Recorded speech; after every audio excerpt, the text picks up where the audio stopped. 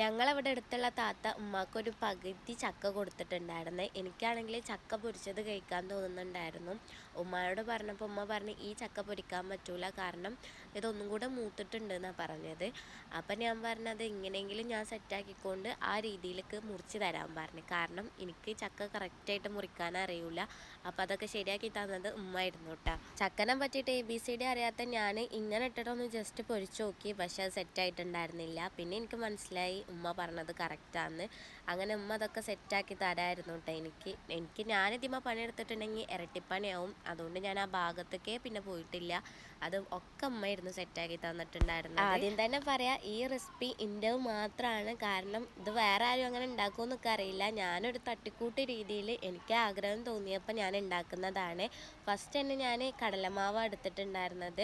ഞങ്ങളവിടെ കടലമാവ് കുറച്ചുണ്ടായിരുന്നുള്ളൂ. അപ്പോൾ ആ മൊത്തം കടലമാവ് ഞാൻ എടുത്തിട്ടുണ്ടായിരുന്നു. പൊടികളായ നമ്മുടെ അരിപ്പൊടിയും അതുപോലെ തന്നെ ഗോതമ്പ് പൊടി ഇട്ടിട്ടുണ്ടായിരുന്നേ. അത് രണ്ടും അത്യാവശ്യത്തിന് ഇട്ടിട്ടുണ്ടായിരുന്നു.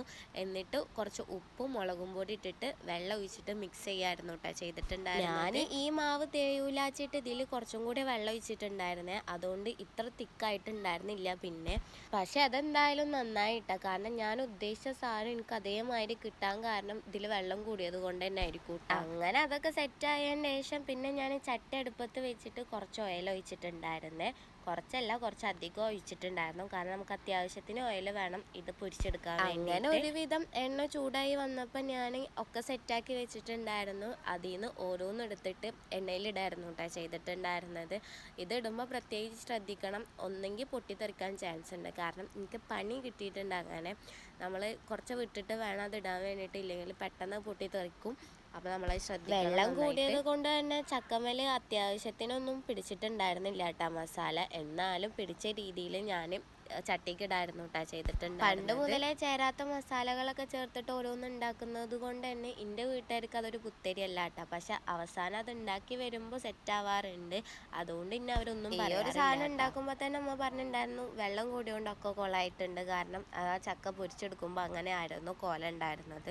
അതുകൊണ്ട് തന്നെ ടേസ്റ്റ് ഉണ്ടാവില്ല എന്ന് ഉറപ്പിച്ചിരിക്കായിരുന്നു. അങ്ങനെ അതൊക്കെ സെറ്റായതിന് ശേഷം ഒന്ന് വെന്ത് കഴിഞ്ഞപ്പോൾ അപ്പുറത്തേക്ക് മറിച്ചിടാൻ വേണ്ടിയിട്ട് എടുക്കായിരുന്നു കേട്ടോ.